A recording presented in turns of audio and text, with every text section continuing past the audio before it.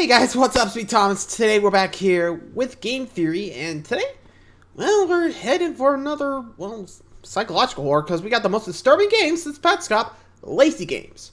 So, my guy's browser stuff, so, now, kind of curious to see what's going to happen here with Lacey. I guess stuck in the computer, and probably just stuck in eternal torment, but I guess we'll know once we actually get in there, so let's see Lacey's story. Be sure to subscribe for more. Hope you enjoy. Here we go. Lacey Games is one of the most disturbing franchises we've ever covered. This is normally where I put in a joke or a light-hearted comment, but today is not the day for that. What initially appears as a bright and colourful set of flash games for young girls quickly reveals a dark story of trauma, along with the very sad and very real issues that can cause it. This theory is not for the faint of heart, but if you are willing to keep going, there's a fascinating story waiting for you. You have been warned. Here we go.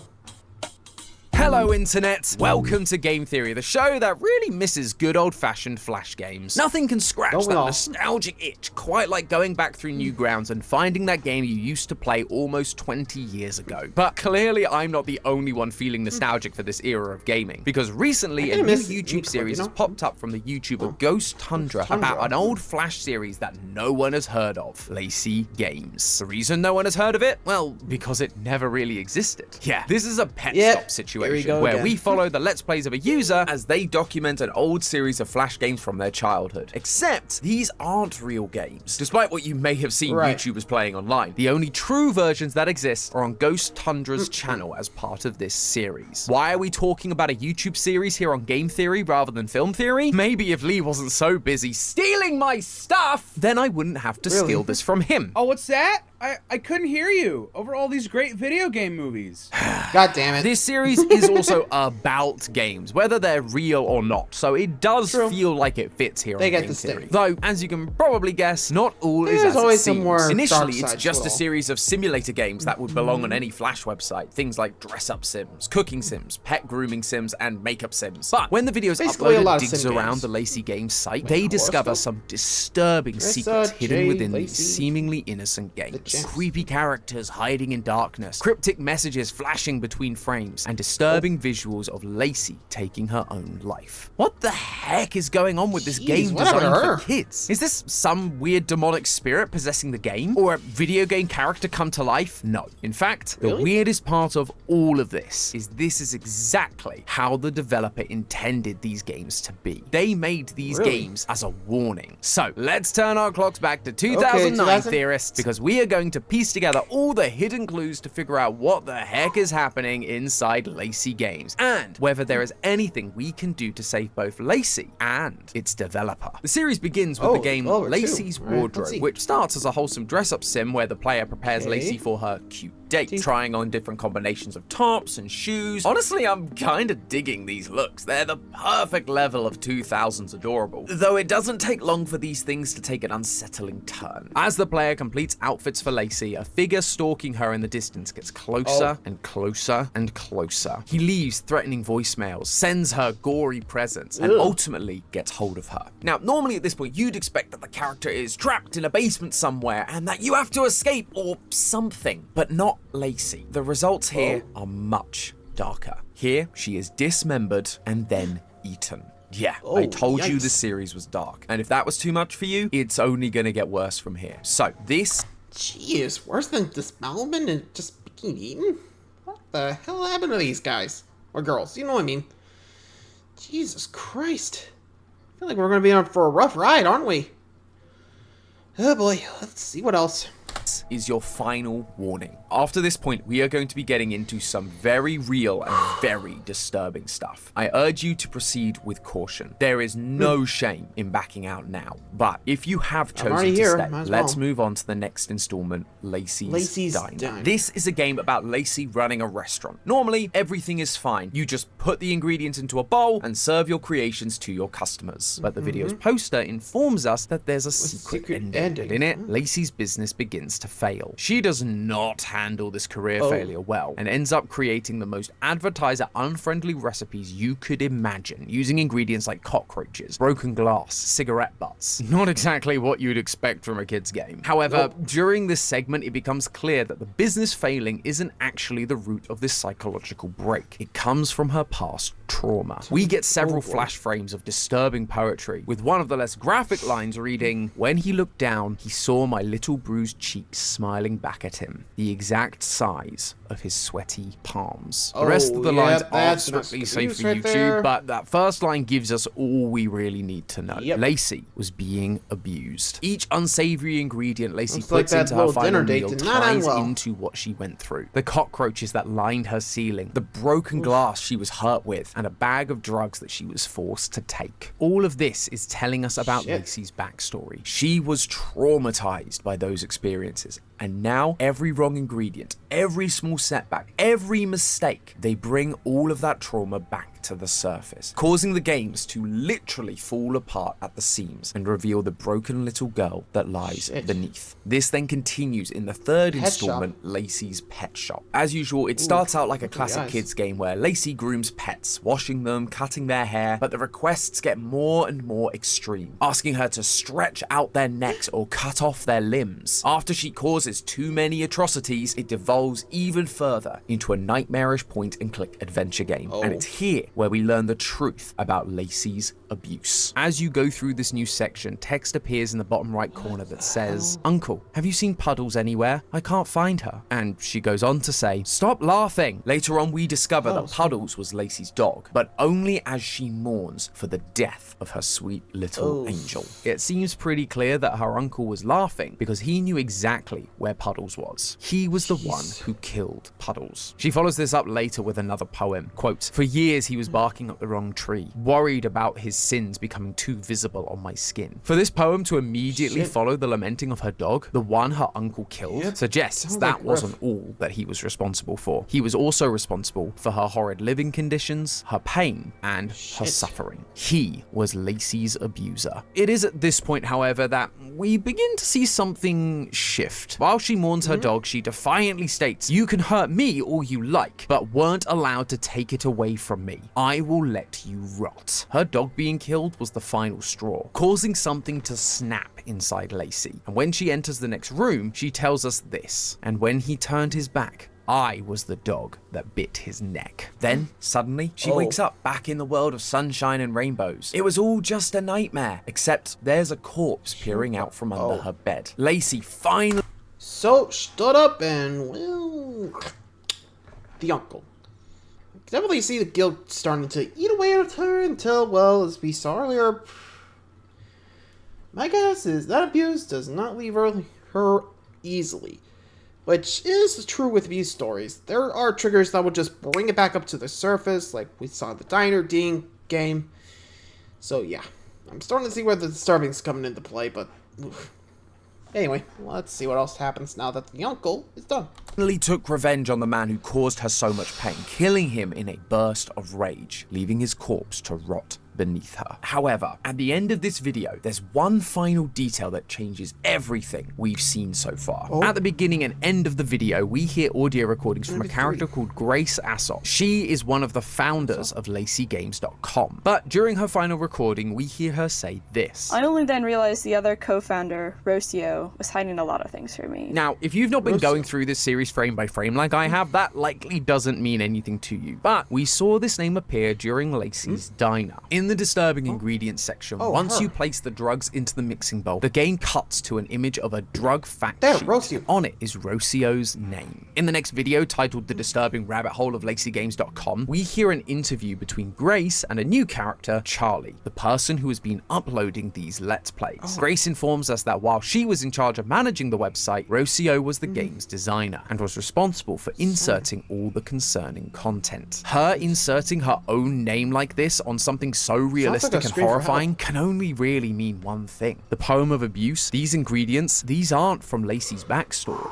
They're from Rocio's. In Pet Shop, we see more confirmation of this, with the video cutting to real footage from Rocio's perspective, and it follows the events we saw Lacey describing about killing her uncle. Despite the sunshine and rainbows, the darkness didn't go away. Quote, "It's been days, but I just can't leave. He's still under the bed. He'll look at me." Rocio was lying in bed for days after she killed him, with his corpse just lying underneath her. She was too paralyzed by his influence even after his death to allow herself to leave. This inaction matches a scene earlier in Pet Shop where Lacey crawls into a cage, knowing it's bad for her, but feeling comfort in its familiarity. All Rocio knew was abuse. It's why it took the death of Puddles to break free from it, and took her a while to build the confidence to leave that part of her life behind. It's here that the live-action Rocio dreams of her future in cartoony thought bubbles. It's here, when Rocio sits in bed with her uncle dead beneath her, that the idea of Lacey was born. A happy girl with dreams and aspirations, one who could do things she was never allowed to do, like go shopping or buy CDs of her favorite songs. This is why Ghost Hunter used mixed mediums in this scene, setting up a juxtaposition between the grim, unlit reality of Rocio and the bright future of Lacey. But if Rocio went on to create Lacey Games to play out her dreams, to be the perfect, bright and happy character unburdened by her past trauma, how, and more importantly, why did they turn into the disturbing messes that we've been seeing? Charlie even makes the comment that the website isn't the same as she remembers, which tells me that these games may not have always been like this. That they likely started off as good and wholesome to reflect the ideal world Rocio wanted to live in, only for something to bring her crashing back down to reality. And thanks to that final video, we know exactly what that something was. We're told by Grace during the rabbit hole video that the site was getting hate mail from parents who thought that one of the characters, Lacey's tomboy skater friend Jay, was a bad influence on their daughters. Good to see angry hate comments were still a thing back in 2009, and just as ridiculous as ever. Though Rocio did what I'm sure many YouTubers wish they could do, she replied with a snarky comment. Careful what you wish for. She did then comply with their requests, but in a more malicious way than they'd expected. In this video, we are shown two games, Jay's skating game and Lacey's makeup parlor. Jay's skating game is a classic Flash skater game where you jump from building to building on a skateboard, though it ends with Jay whizzing off a building and falling into a pit of spikes. Jay wasn't just being removed, she was being killed off, which I don't think is what the parents had in mind, nor were they expecting what happened next. In Lacey's makeup parlor, Lacey does the makeup for several women with their eyes shut, but their faces start to sag, eyes open with uneasy stares. One client even has a maggot crawl across her face. Then Jay's mutilated body suddenly appears, revealing that Lacey isn't your average beautician, but a mortuary cosmetologist, applying lipstick to her friend's corpse while having a mental breakdown as she processes the death. From the website, it is clear that a huge part of Lacey Games' identity was the friendship between Lacey, Maisie, and Jay. With Lacey being a manifestation of Rocio's hopes and dreams, it stands to reason that strong friendships were a core desire of Rocio's as well. Killing off her perfect friend was heartbreaking, but what was worse was that whenever there was conflict on the site, her friend Grace played the victim and placed all of the blame on Rocio, saying horrible things about her and eventually abandoning the project altogether. Once again, this perfect world Rocio had dreamed up wasn't coming true, and so she took a different approach. In the audio recordings from Grace at the start of the Pet Shop episode, we see an About Us page that revealed that Rocio and Grace started this site together as, quote, a safe space for kids to play. I mean, sure, if you call a website full of death, abuse, and cannibal jump scares as a safe space, then mission accomplished. Joking aside, I actually think that despite the changes Rocio made, she believes this statement to be completely accurate. When Lacey finds a mirror in Pet Shop, we see this character appear.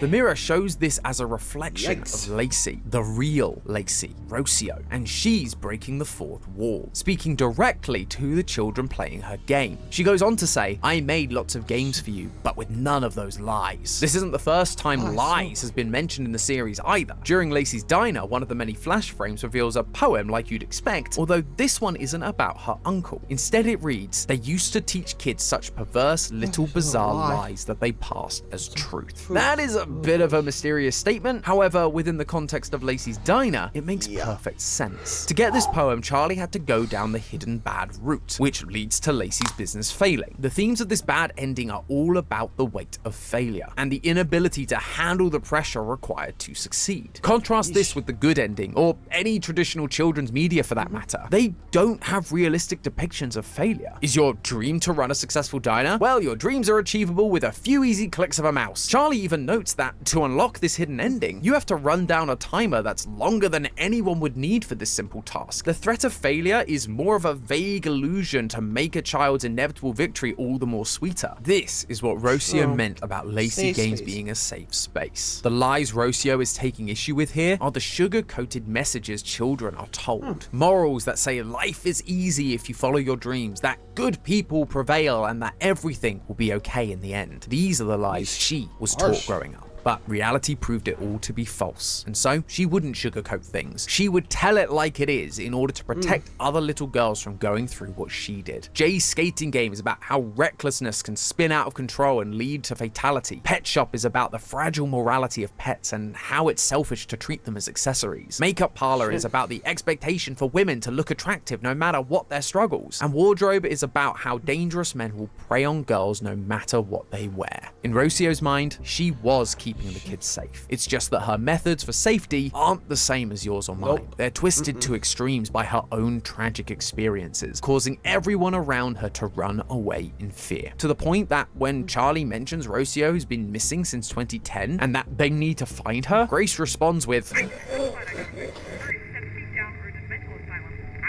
oh yeah, and that bombshell about Rocio disappearing, that's basically where the series ends, at least for now. After her dream career and relationships were dashed, and she distorted her sight with real but horrific lessons, Rocio just disappears. Is she dead? Was she kidnapped? We never really get an answer. Unless, of course, you are paying very close attention. In the final frames of the rabbit hole video, we are given one last poem to decipher, and it goes like this. She stepped into the empty room at the edge of the universe and calmly walked towards the single button on the wall, which, as she had been told by the gods above, could delete the existence of anyone she disliked. She thought long and hard of all the ugliest souls she had ever known. She made her decision, and her finger met the button without any ceremony. But looking down at her feet, it was all red with blood. She stood in shock. The blood tainted her very being. She thought deletion would be clean and instant, without realizing that death is the only deletion that exists, and that there is no death without painful, unrelenting grief. And grief stared at her through mirrors forever, from the eyes of all she had ever thought to delete. It was a world catastrophe. Now, initially, the reading for this seems pretty darn obvious. She wanted to delete the person she disliked the most. In nearly every Lacey game, Lacey dies, usually by her own hands. And in one case, we see Lacey being choked by an illustration of Rocio. Lacey was Rocio's optimism, a fun-loving girl with lots of friends, a part of her filled with the lies told to children. This visual of choking occurs during a section about Rocio killing off Jay, which was the result of this illusion shattering. In that moment, Rocio killed her own creation and what it represented. Lacey was the soul she disliked the most. But at the end of the day, Lacey was still a part of herself. And so when she looked down after hitting delete, she saw herself covered in blood. She realized that metaphorically deleting Lacey wasn't enough. It needed to be literal. Death is the only true deletion, which meant ending not just Lacey's life, but her own too.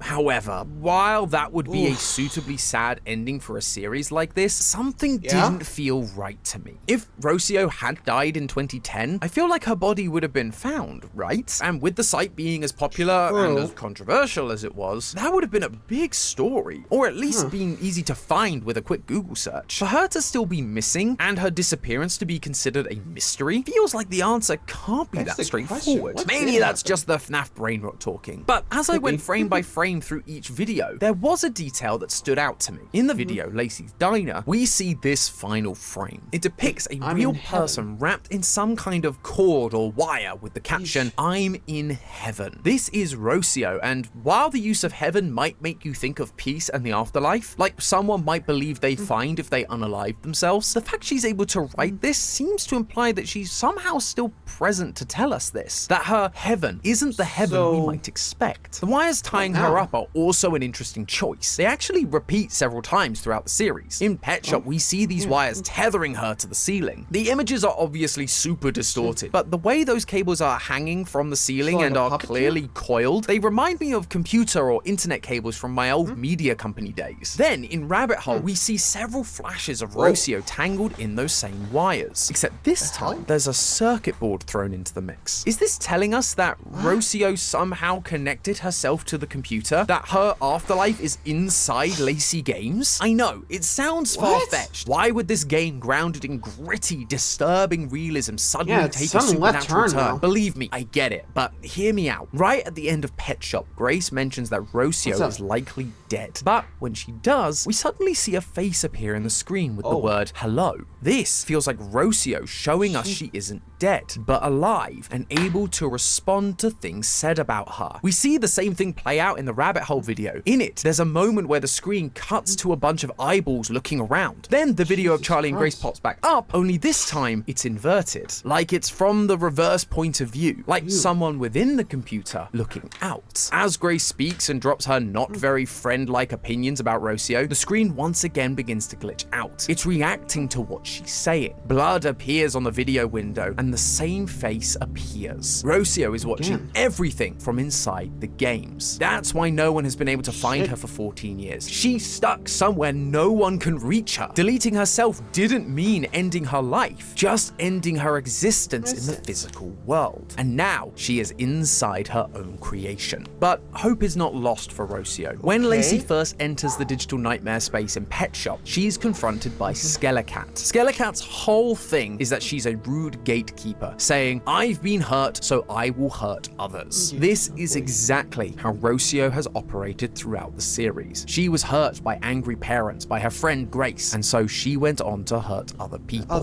However, Skelecat isn't a lost cause. Lacey's able to brighten her mood by returning her skin, which allows the player to proceed. She undoes the hurt that Skelecat has been through. So how do we metaphorically return Rocio's skin? How do we help make up for the hurt she suffered? That, I believe, will come down to Grace and Charlie. Charlie is a fan of the site and can make up for all those old criticisms by showing appreciation for Rocio's work. She's sharing it online with theorists like us, and we always appreciate games like this. Charlie even says that Jay, the controversial member of the group, is her favorite character. As for Grace, Rocio is clearly listening out for her words specifically. All Grace needs to do is look inward and show this digital Rocio the kindness she should have offered her back when they were partners. Those small actions are all it's gonna take to save Rocio. At the very least, I think we can all take away an important lesson from Rocio's story. Behind all the content we consume, be it games, social media, or YouTube, there's a person on the other side of that screen. Someone who just wanted to bring some joy to people in a world full of hate. You have no idea what they've been through, what they're going through. Your words have more impact than you realize. Let's encourage that optimism and creative passion, instead of encouraging people to destroy it. But hey, that's just a theory. A game theory! Thanks for watching. And if you... Honestly, that makes a lot of sense. Like, you know that old saying we heard, sticks and stones may break my bones, but words will never hurt me? Yeah, well, people tend to forget that they can hurt, especially if they hurt a sore spot, you know? You just gotta feel bad for them. You know, Rocio just want to make you think, but people are just saying you suck. And well, you saw how that ended up for her. Ouch. Yeah. I feel really bad for her. It's pretty much a downer. Sorry for all this, but you know, things go. Thanks for watching, guys. Until next time, adios.